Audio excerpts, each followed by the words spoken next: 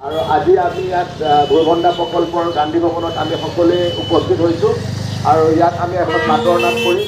বাটৰ নাটৰ পিছত আমি আকৌ প্ৰশাসনৰ দ্বাৰা আমি কাৰ্যালয়ত উভতি যাম আৰু তাত আমি অকণমান আলোচনা কৰিম এই বিষয়ত। আমি যাতে অংগনবাদী কৰ্মী সহায়িকাসকলে যদিও বিহুৰ বন্ধ আছে তথাপিও যিহেতু আমি 22 তাৰিখলৈ কাৰ্যসূচী কৰিব লাগিব, গতিকে আমি আজি আলোচনা কৰিম আৰু তেওঁলোকে নিজৰ নিজৰ অঞ্চলত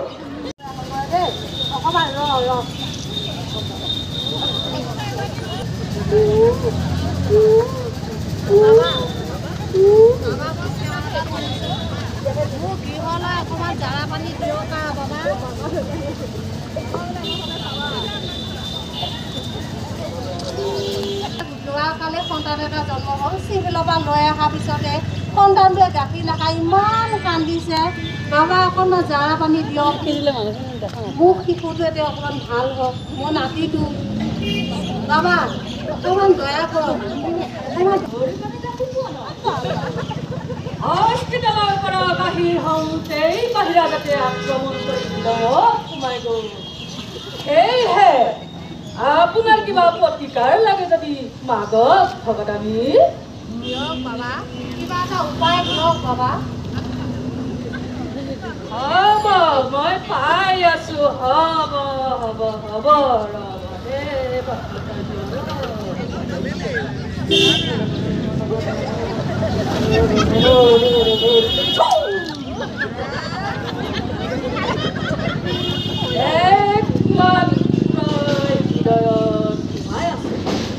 এতিয়াই মই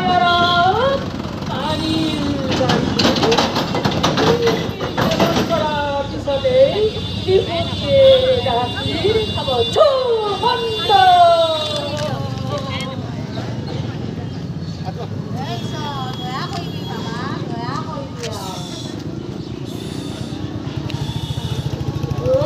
ভগৱানী চিধেই গৈ শিশুটি এইখিনি কেৰম কৰি দিবা আৰু গাখীৰ পাই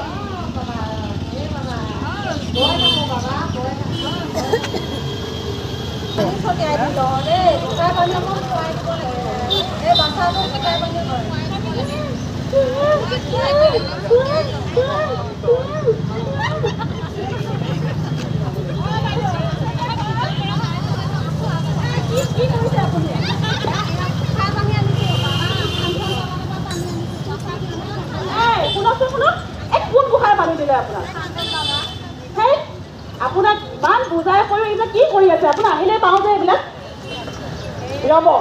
ইমান কান্দিছে, খোৱা নাই, মাক ইমান অশান্তি কৰিছে আৰু পানীখিনি গাড়ী আনিছে। কি কৰিব এতিয়া? বাইদেউ আপুনি একেবাৰে ভুলকে কিয় কৰি দিছে? কালি জন্ম আপুনি পানী পাব ওলাইছে। জন্ম হোৱা শিশুটোক আপুনি কিয় এতিয়া পানী খুৱাইছে? এই মৃত্যু হ'ব অক পাইছে। এই ৰ'বচোন ৰ'ব, এই আপোনাক যে এই মই যে মাতো, আপুনি যে বোৱাৰীজনীৰ লগত যায় নে নাযায়? এই প্ৰতি মাহে যে আপোনাক যে আমি মিটিঙত যে বুজাই দিওঁ, এই আপুনি একেটা কথাকে কৈ থাকে খালি। ইমান বুজাই বুজাই আপোনাক তথাপিও বোৱাৰীজনী যে একে হস্পিটেলত প্ৰসৱ কৰালো।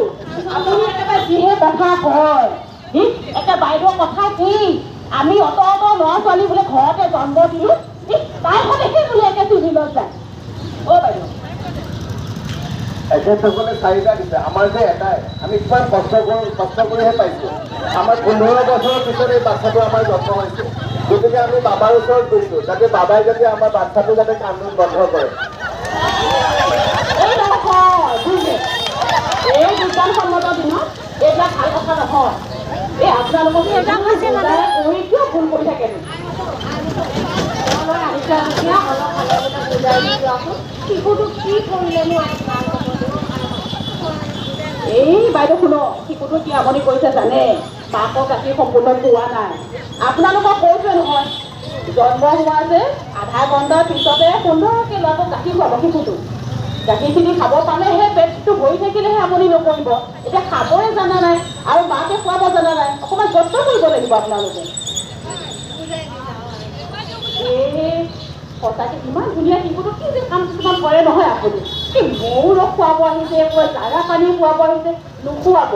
শিশুটি যে জন্ম হৈছেহে, এতিয়া ইমান ফুল কোমলীয়া শিশুটিক যদি আপুনি তেনেকৈ খুৱায় তাত অসুখ হ'ব নহয়। একে মাকৰ গাখীৰ খুৱাব দেই। মাকৰ গাখীৰ যে নিপুলটো বৰ সুন্দৰকৈ একদম কোমল কটনৰ কাপোৰ এটুকুৰা দি ধুই ল'ব। ধুই লৈ সুন্দৰকৈ গাখীৰ খুৱাব আৰু গাখীৰখিনি খুৱাওঁতে চাব আকৌ। অঁ ভালকৈ খুৱাব দেই আৰু একে বতাহ সোমাব নিদিব। ধুনীয়াকৈ ৰাখিব, ঠাণ্ডা নলগাব আৰু ধুনীয়াকৈ কোচত লৈ পেলাই যিহেতু তোমাৰ গাখীৰ ওলোৱা নাই, তুমি গৰম পানী দি ধুনীয়াকৈ কপাহ দি পেলাই তোমাৰ নিপলটো ধুই ল'বা। ধুই লৈ পেলাই তুমি তেতিয়া কি কৰিবা, শিশুটো আজি নোলাই তোমাৰ কালিলৈ ওলাব, তুমি যত্ন কৰিবা, বাৰে বাৰে যত্ন কৰিবা।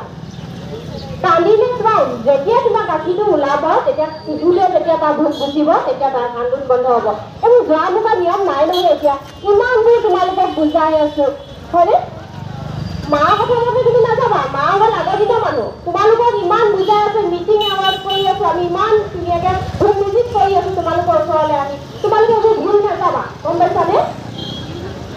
6 মাহলৈ কেৱল মাকৰ গাখীৰ খুৱাবা, হ'ব নহয়? তেতিয়া আমি আকৌ আহিম। আহি তেতিয়া শিশুটোক কেনেকৈ খাদ্য খুৱাব লাগিব, কেনেকৈ প্ৰস্তুত কৰিব লাগিব, আমি গোটেইখিনি শিকাই দিম। এতিয়া তোমাক ইমান কথা নকওঁ, কাৰণ তোমাৰ মনত নাথাকিব নহয়।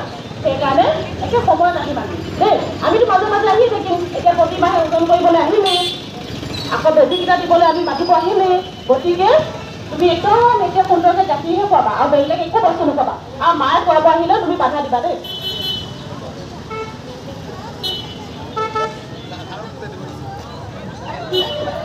মই তোমাক কোৱা নাছিলো আমি দাৰা ভোকা আমি নকৰো। আমি কৈছিলো যে দাৰা ভোকা কৰিলে আমি অংগনবাদী কৰ্মীক মাতি আনো। তুমি সেই দাৰা ভোকা যাব দিছা, বুজিলা? এতিয়াৰ পৰা আমি এইবোৰ দাৰা ভোকা নকৰো, বুজিছা নাই? গতিকে আমি বাইদেউ যেনেকৈ কৈছে আমি তেনেকৈ কামখিনি কৰিব লাগিব।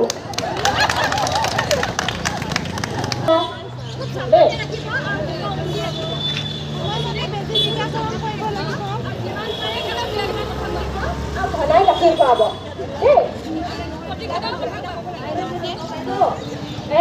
আমি তেতিয়ালৈ নিমন্ত্ৰণ কৰিম দিয়ক। আপোনালোকৰ শিশুটো যে ঘৰত অন্নপ্ৰাশন পাতিব নালাগে, আমি কেন্দ্ৰতে পাতিম।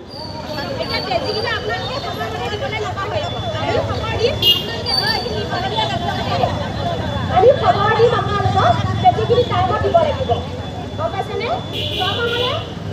6 মাহলৈ মাকৰ গাখীৰ বাদে নৌ জুই পানী একো নোখোৱাব।